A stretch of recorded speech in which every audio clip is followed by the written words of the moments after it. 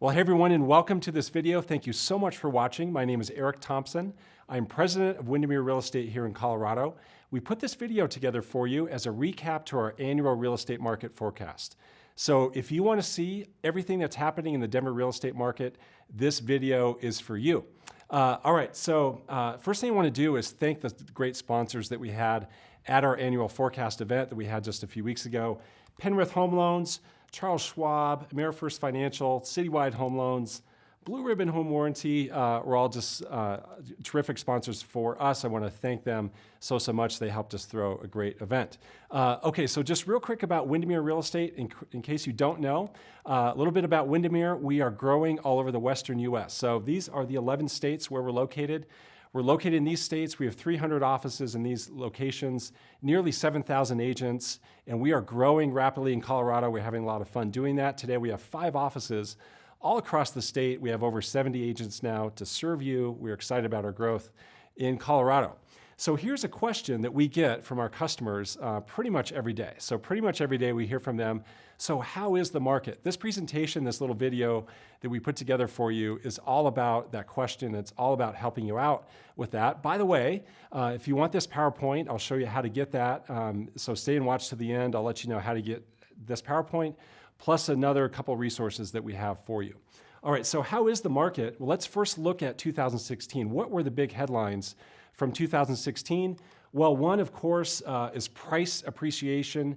And let's put that in perspective. We rank Denver Metro at 3rd place in the whole country for year-over-year home price appreciation. So out of all the cities in the whole country, Denver is ranked 3rd.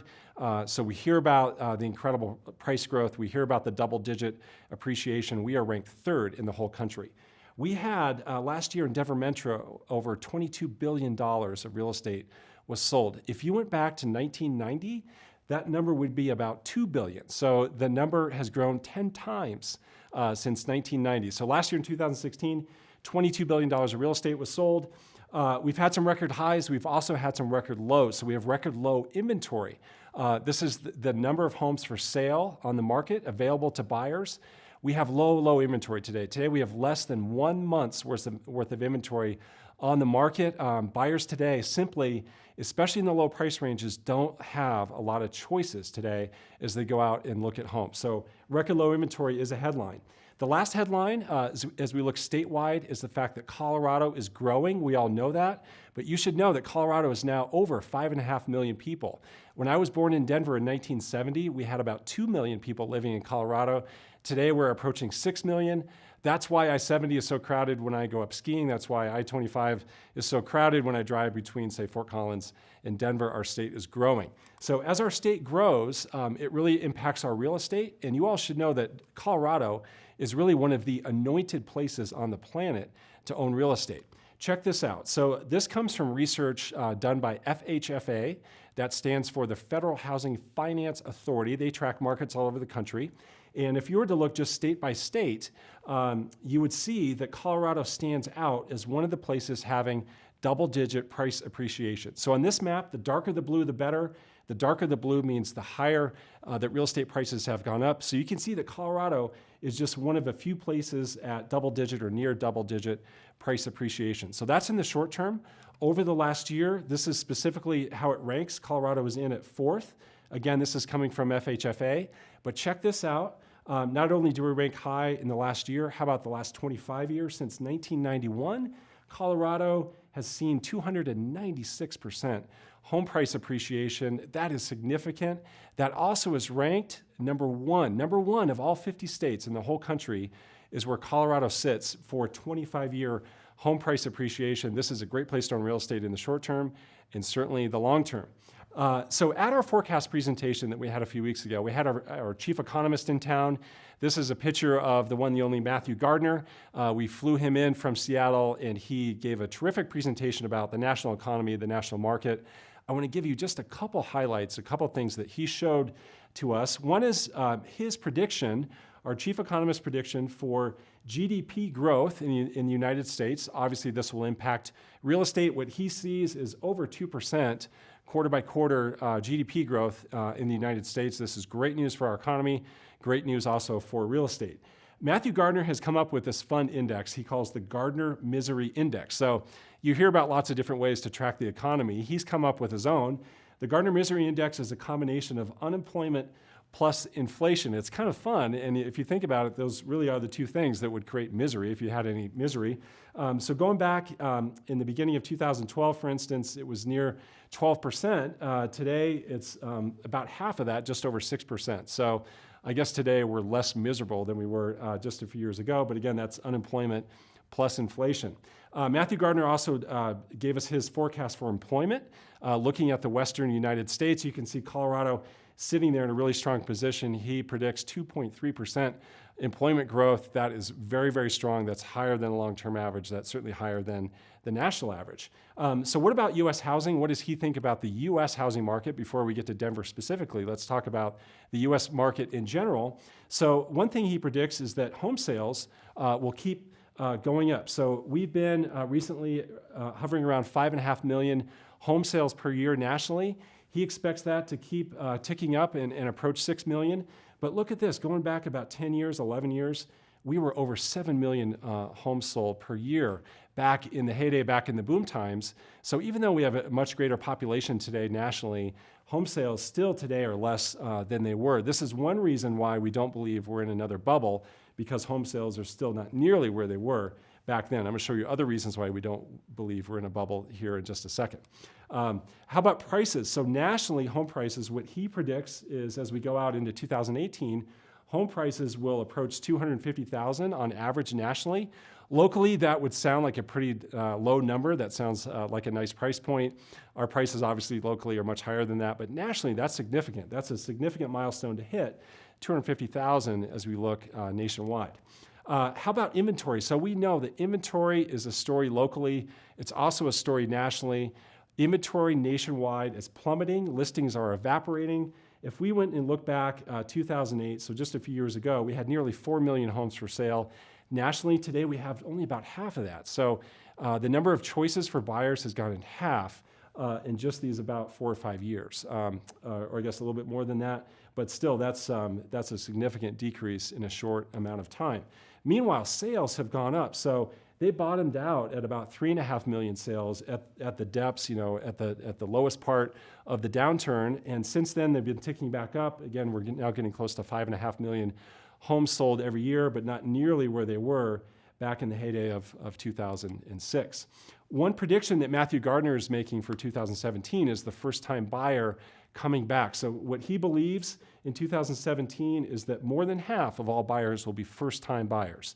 So millennials have been delaying home purchases because of student loans, because of taking longer to get married and start families and really get off on their own and own their own home. And we see that in 2017. We see them coming back. We see them being a big part of the home buying population. So how about mortgage rates? This is a big, big deal. This has an impact to both buyers and sellers. What Matthew Gardner predicts is that by the end of 2017, rates will be 0.5% higher. They've already gone up about 0.7% since the election. He predicts that they'll go up another 0.5% by the end of the year. That will impact, again, both buyers and sellers. That's something to keep our eye on. We hear a lot, are we in another real estate bubble? So there are a few reasons why we don't believe that. I showed you one already. Here's another one, and another reason why we don't think we're in another bubble today, and that is looking at FICO scores. So looking at the credit worthiness of today's buyer.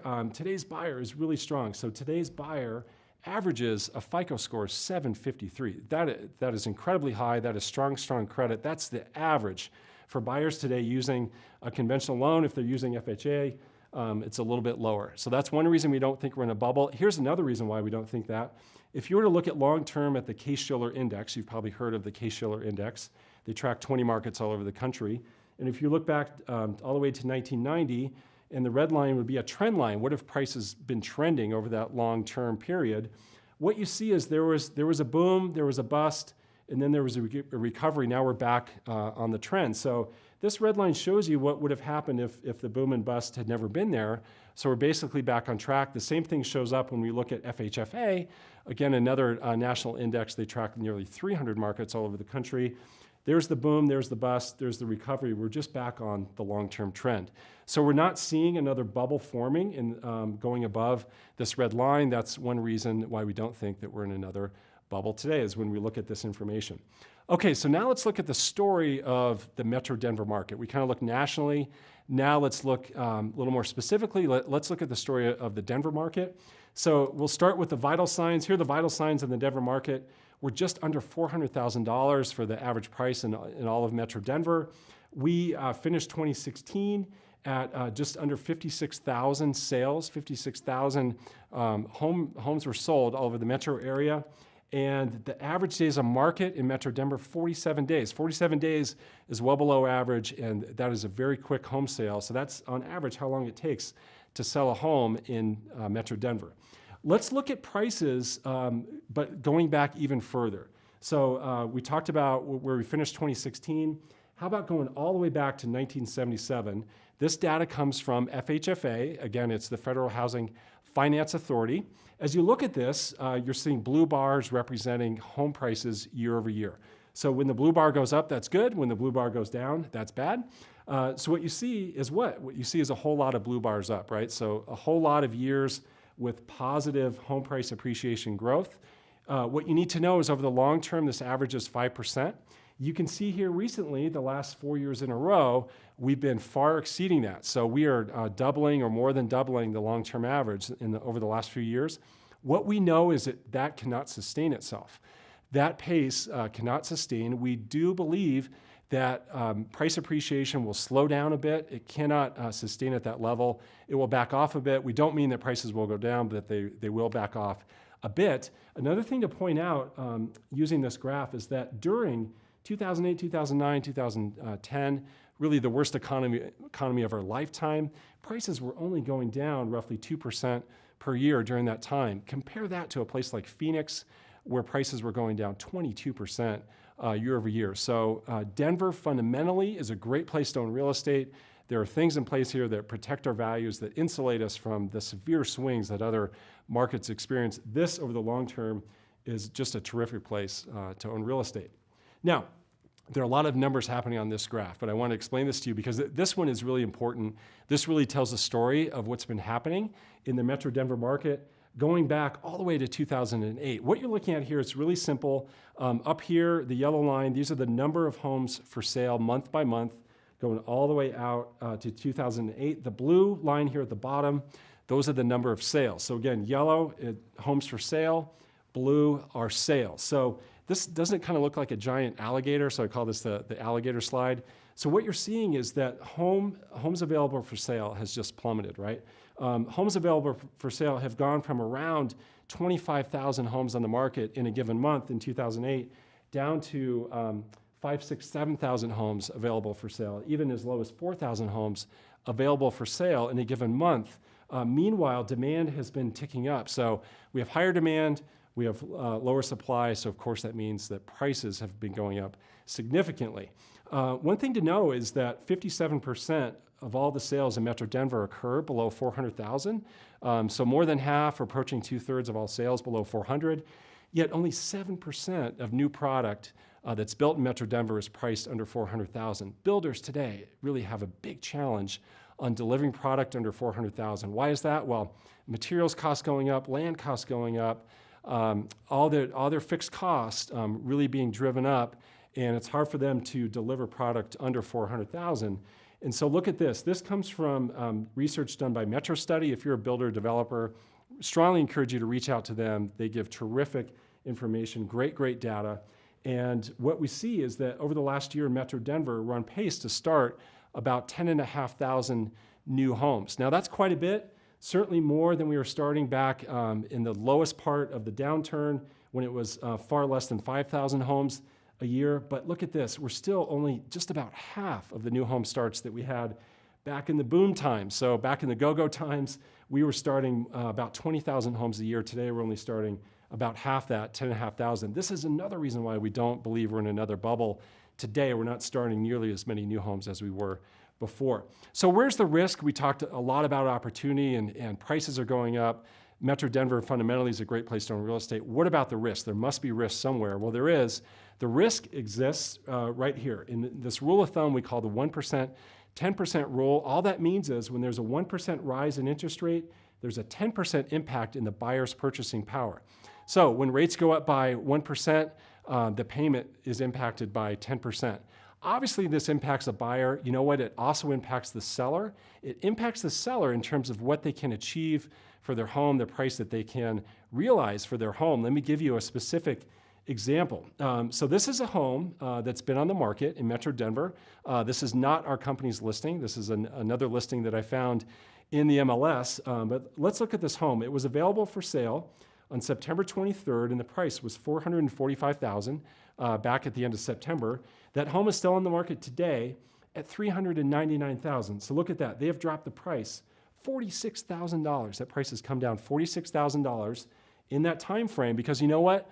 A home at that price in this market should sell. It was overpriced to begin with. They had to lower the price. But if someone were to buy that home back in September based on where rates were, the payment would have been principal and interest $1,579 a month. Where is it today? Even though the price has gone down $46,000, where it is today, $1,560 a month. So the payment only went down $19. The payment only went down $19 a month, even though the price went down $46,000 a month. So that's a real life example of what happens when rates go up, what that does to a seller. So if you're a seller who's thinking about maybe putting their home on the market this year, given that we predict rates to rise, there is a risk to wait because you can see here directly how that impacts a seller when rates do go up.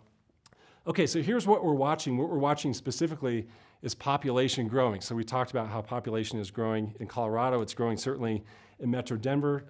Last year, there were 58,000 more people in Metro Denver. So what does that mean for real estate? Well, what that means is we need 23,200 new housing units. That's using a simple rule of thumb, 2.5 people per household. 2.5 people per household means we need that many new housing units to accommodate all these people coming to Metro Denver. So if we're sitting here a year from now, if we're looking back on 2017, what are our predictions? What do we see in our forecast? What do we believe to happen in 2017? Here are the headlines as we predict them for 2017.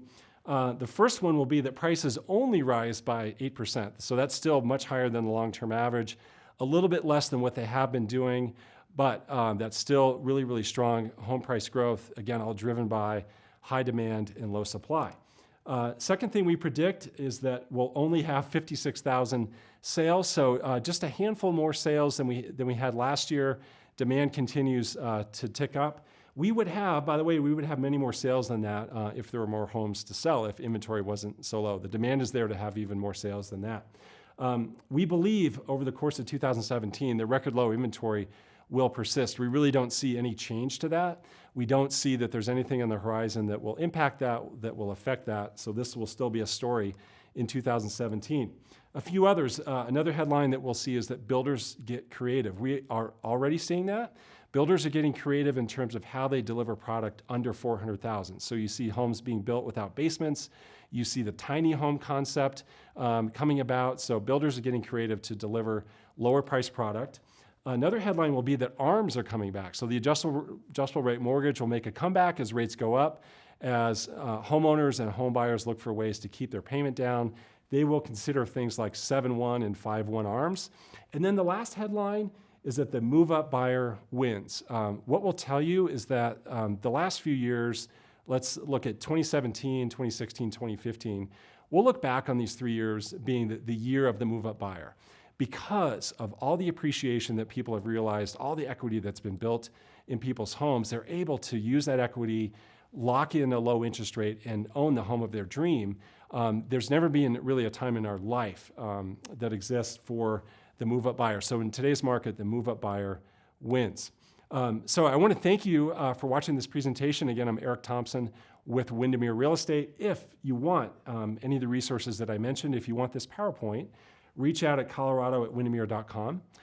If you want, for instance, to receive our monthly newsletter, we put together a printed newsletter. We can mail it to you each and every month. It shows you what's happening in the Metro Denver market. It's a really nice way to stay updated on the market. Reach out at colorado@windermere.com. Thank you so much for watching. Have a great day.